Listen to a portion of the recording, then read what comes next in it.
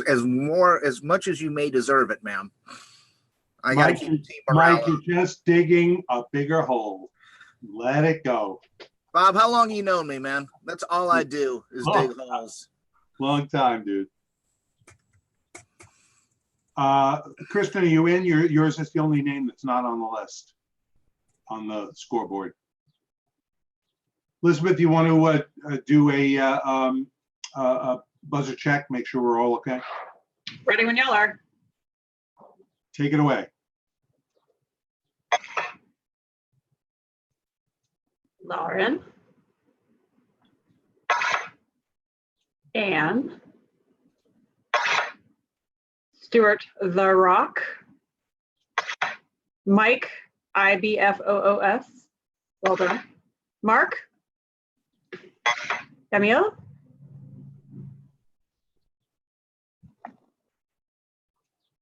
Who will it be? Kim or Chris? All right, Kim and Chris. All right. Hello. I forget what match number this is. Do you remember, Liz?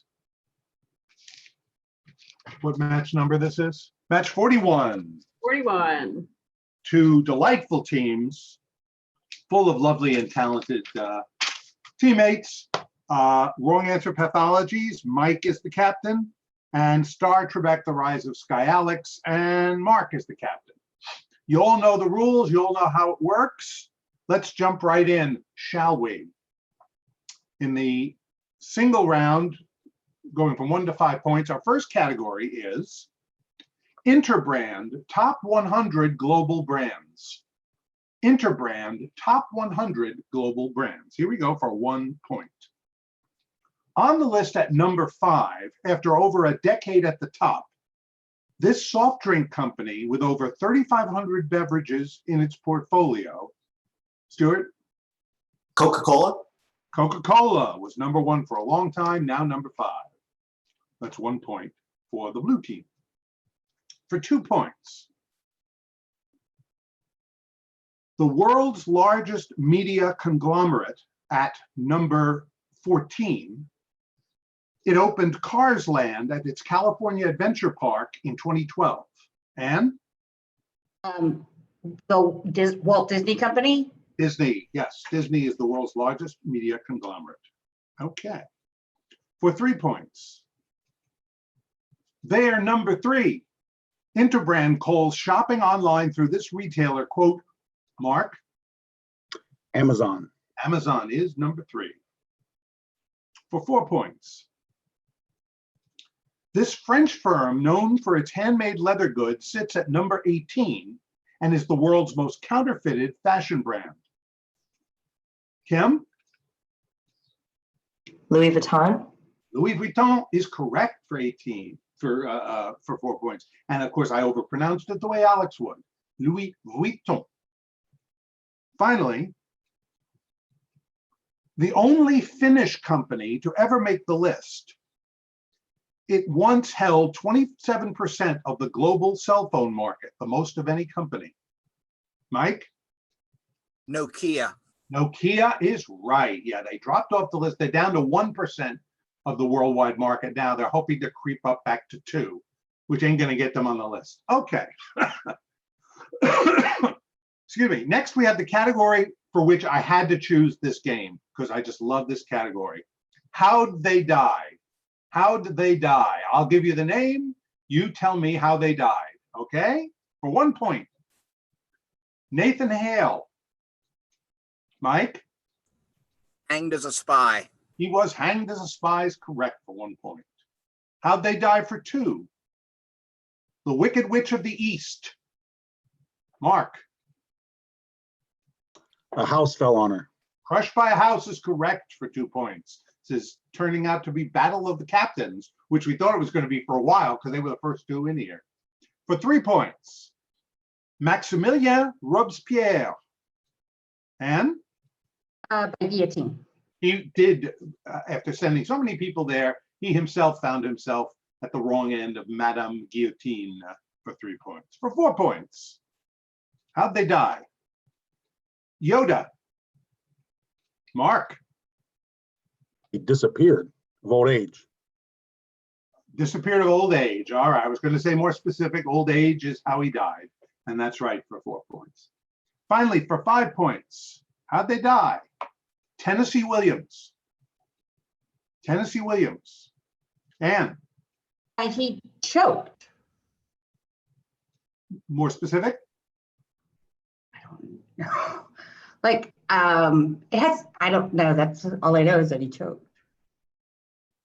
Well, I'm going to give it to you. He choked on a pill bottle cap. Oh, no. Yes. Under the influence, he got the pill bottle cap off with his teeth and it went down the wrong end. But I'm going to let you have it. I might be a little stricter in the second round, but choking seems to be the essence of the death. Very good. Okay, we go from how'd they die to the Great Lakes, which apparently are slowly dying. Here we go for 1 point. A small part of Indiana touches the southern end of this lake. Lauren? Lake Michigan.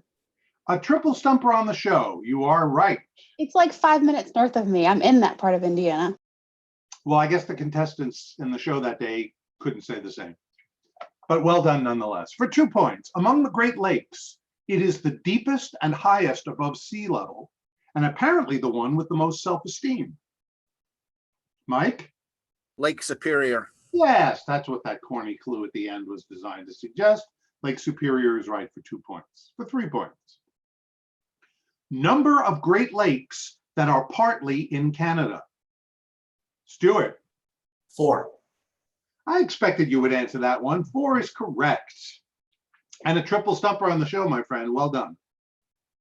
For 5 points, no, that was 3 points. For 4 points, ports on this lake include Ashtabula and Toledo. Mark? Erie. Lake Lake Erie. Erie. Right. Another triple stumper. They must have had a bunch of dummies that day. No, I'm from Ohio, so Geographical. Oh, all right. apparently we're all from the Midwest here. We just have good geographical representation. Absolutely. And finally, for 5 points, let's see who has the geographical representation on this one. This second largest of the Great Lakes by surface area, Stuart? Lake Huron? Lake Huron is correct. Well done. Okay. At the end of the first half, pretty much an even game. 28 for the blue team, wrong answer Pathologies, and 17 for Star Trebek. Now we go into the second half. Hang on 1 second. Okay, thank you. Okay, Second half of the first round, right? yeah, now it's the second half of the first round, correct. Okay. We're still 1 to 5 points. Men is the category. Men. It's raining men. The drilling of the Big Bend Tunnel through the Alleghenies in the 1870s may have led to the tale of this folk hero.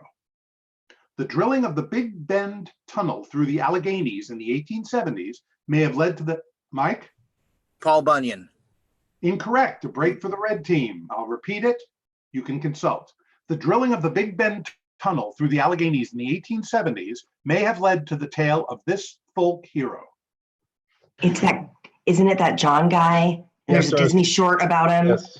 There's a Disney short and it like, Pile driver Big man. John, you know. John Henry. John Henry, yeah. Yeah, it's I don't worth, know, but it's a that's a 2 point Disney question, guy. right? 1 1 point. point. Go 1 for it. point, Go for it. yeah. Yeah, All go right, for it. final answer, John Henry. John Henry is right. And it was the Disney short. Okay. For 2 points. This humorist wrote The Cowboy Philosopher on Prohibition. This humorist wrote, Anne? Will Rogers. Will Rogers, that's right. Never met a prohibition he didn't like. Okay. For 3 points. The Real America is one of several books by this commentator, CEO and owner of Mercury Radio Arts. The Real America, Chris? Glenn Beck. Glenn Beck is right for 3 points. Glenn Beck. For 4 points. A Passion for Nature is a 2008 biography of this man known as Father of the National Parks. A Passion for Nature is a 2008 biography of this man known as Mark? Theodore Roosevelt. Incorrect. A break for the other team. I'll repeat it. A Passion for Nature is a 2008 biography of this man known as father of the national parks. I don't have anything, guys. Got nothing. Yeah, I got nothing. I was thinking John Muir, but I'm not sure enough to proffer it. What is it, 4 points? Yeah. Yeah, I probably would. I don't know. All right. We're going to respectfully decline, Bob. Final answer. Well, it was a triple stumper on the show, and it was a biography of John Muir. John Muir. Okay. Men for 5. In his adventures, Reinhold Messner, best known for doing this without oxygen, has lost several toes and his brother Gunther. And He scaled Everest. he did scale Mount Everest without oxygen. Okay, that's 5 points. Our next category, running a marathon. Running a marathon, which at least one person here has done. For 1 point, the modern marathon race was first held at the revival of the Olympic Games in 1896 in this city. Emil? Athens. Athens was the first modern Olympiad. That's correct for 1 point. For 2 points, this marathon runs from Hopkinton to the Back Bay. Chris? That would be the Boston Marathon. That would be veteran of same. I hasten to point out that I never look at who's playing when I choose these boards. I never do. It's totally by accident. For 3 points. To the nearest minute, what you would have to average per mile to run a 2:10 marathon like the champs. Emil? 5 minutes. 5 minutes is right. A 5-minute mile is correct. For 4 points, the last American man to win the Olympic marathon was Frank Shorter in 1972 in this city. The last American, Mark? Munich. Munich is right. And would that I don't like the reason I know that, but no, too bad that was not the most famous reason for remembering it. Munich is correct for 4 points. And for 5 points, in Beijing in 2008, Sami Wanjiru of this nation broke the Olympic record by almost 3 minutes. And Kenya. he was from Kenya. That's correct for 5 points. Next is pace yourself. Pace in quotes. So pace appears in every correct response. For 1 point, where an Apple computer keyboard has delete, a PC has this. Where an Apple, Kim? Backspace. Backspace is correct for 1 point. Sorry, my mute's, I'm unable to unclick it. Apologies. Yeah, I have mutes too. I have real mute swings. For 2 points, remember it's pace in quotes, pace yourself. Cardiac support device that produces rhythmic, Emil? Pacemaker. Pacemaker, rhythmic electrical impulses is right for 2 points. For 3, the 1970s were wide open with this AMC model. And? The Pacer. The Pacer, the AMC Pacer is correct. For 4 points, it's the shell you have to remove to enjoy a tasty lobster, Mike. Carapace. Carapace is correct, or carapace. Finally, for 5 points, French truckers sometimes stage Operation Escargot. Translate, and you know traffic slows to this. Stuart? A snail's pace? Escargot is a snail. A snail's pace is right. The end of the first round, we won't have a tie, 51-30, favor of the blue team. Let's jump right into the 2 to 10 point round, Irish history. Irish history.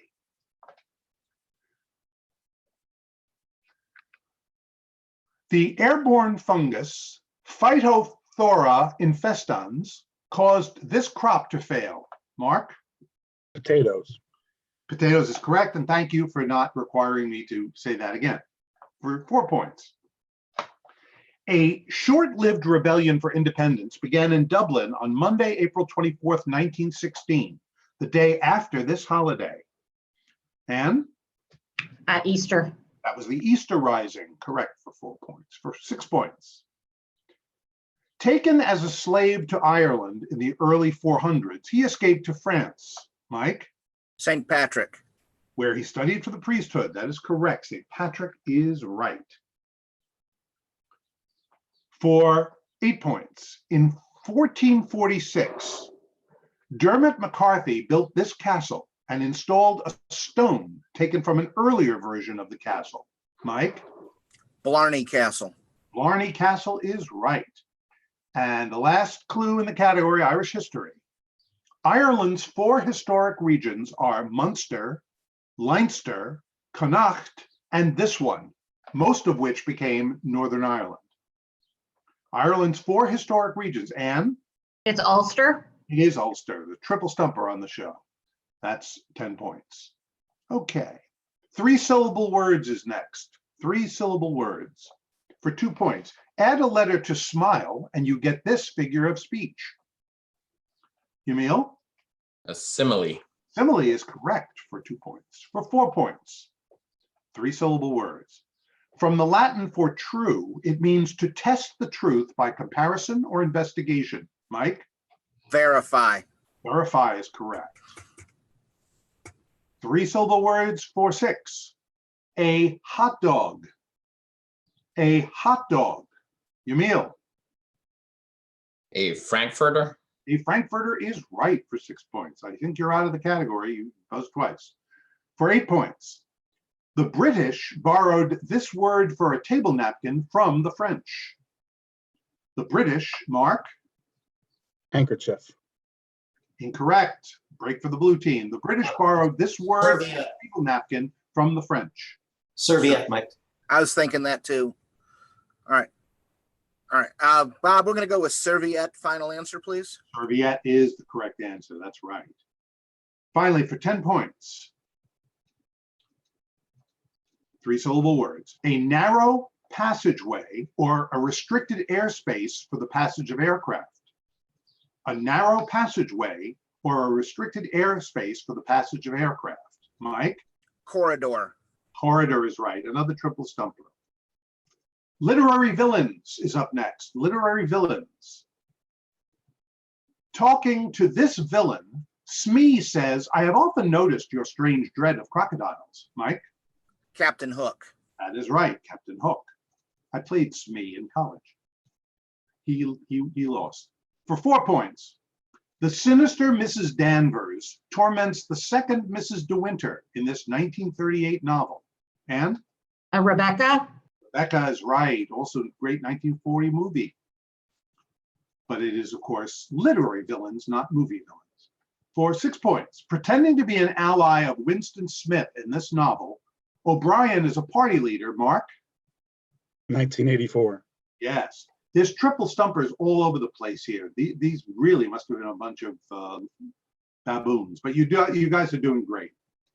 For 8 points, in the old curiosity shop, Little Nell's grandfather gambles away the shop to this evil dwarf. In the old curiosity shop, Little Nell's grandfather gambles away the shop to this evil dwarf. Time. No guesses, anybody? It's not holding. Rumpelstiltskin? Huh? Rumpelstiltskin? No. Kim? No. They made a movie, a musical movie of it titled Quilp. Quilp. Yeah. Old Curiosity Shop is not high on everybody's Dickens list. Finally, for 10 points. This unscrupulous villain of King Lear betrays his father to Regan and her husband, the Duke of Cornwall. This unscrupulous villain of King Lear, and? It's Edmund. Edmund is the unscrupulous villain. And that entire category, except for Captain Hook, was triple stumper on the show. The entire category. Okay, 117 to 38, blue team solidly ahead. We have 3 more categories. World capital attractions. World capital attractions. I'll give you the attractions, you give me the capital. Gorky Park, the Revolution Museum, and? Moscow. Moscow is correct for 2 points. For 4 points. Alameda Park along Avenida Juarez. Alameda Park, Yamil. Mexico City. Mexico City is right for 4 points. The column of King Sigismund, built in 1644, the heart of Chopin, built in 1810. The column of King Sigismund, built in 1644, Mike? Warsaw. Warsaw is right. People forget that Chopin was Polish. For 8 points. The Reza Abbasi Museum. The Reza Abbasi Museum. Mike? Tehran. Tehran is correct. The Reza probably gave it to you. Finally, for 10 points. The Tower of Belém, built in the 1500s to honor Vasco da Gama. Yamil? Lisbon, Portugal. Lisbon is right for 10 points. Old money is our next category. Old money. To make change, this is for 2 points. To make change, the coin called a piece of this was cut into smaller pieces. 2 bits was a quarter of one. Mike? Pieces of 8. Pieces of 8 is right. And that's where they got the 2 bits from. Interesting. Correct. For 4 points. Corinth minted its own coins called Pegasi that featured this type of animal in flight. Mark? A winged horse. Winged horse, I will take. That is correct. For 6 points. The name of this unit of weight used in monetary transactions also means natural ability. The name of this, Yamil? Talent. Talent is right. Another triple stumper. I've stopped mentioning them now. There's so many. They must have walked home with $10, the winner. For 8 points. This colorful currency, printed during the Civil War, lent its name to a political party of the 1870s and 80s. Mike? Greenback. Greenback a dollar is right. And finally, for 10 points. One of the world's earliest coins. It has a name from the Greek for to grasp. One of the world's earliest coins. It has a name from the Greek for to grasp. Time. Anybody want to guess for yours? Is it ducats? Nope. As soon as you hear it, you'll know. Talon. No. To grasp led to the drachma. The drachma. We've all heard the drachma. We knew it was money, but who the heck made the connection? Final category. Who played the misses? Who played the misses? There were a lot of misses in this game. Not from us, but from the original players. Who played the misses for 2 points? The seductive Mrs. Robinson in the movie The Graduate. Anne? Anne Bancroft. Yeah, boy, is she great in it. That performance just gets better every year. God, she's great in it. For 4 points. Maybe not quite so great. Mrs. Smith in 2005's Mr. and Mrs. Smith. Mark? Angelina Jolie. Angelina Jolie. Yeah, she's had her good days, but that was not one of her big ones. Okay, for 6 points. Dorothy Parker in Mrs. Parker and the Vicious Circle.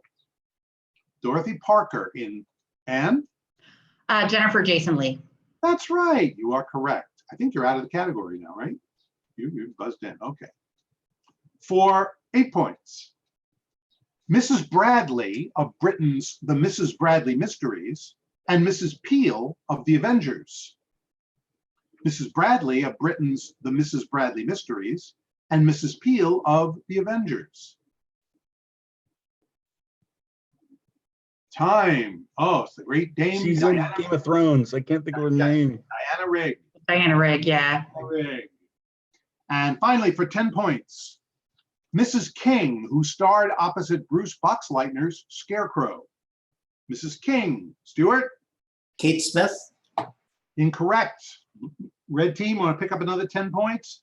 Mrs. King, who starred opposite Bruce Boxleitner's Scarecrow. Oh, that's it? Oh. Oh, the Scarecrow and Mrs. King and that Scarecrow brunette and lady. Mrs. King. She's skinny. Yeah. I was going to say Smith Kate was a pretty something. good guess.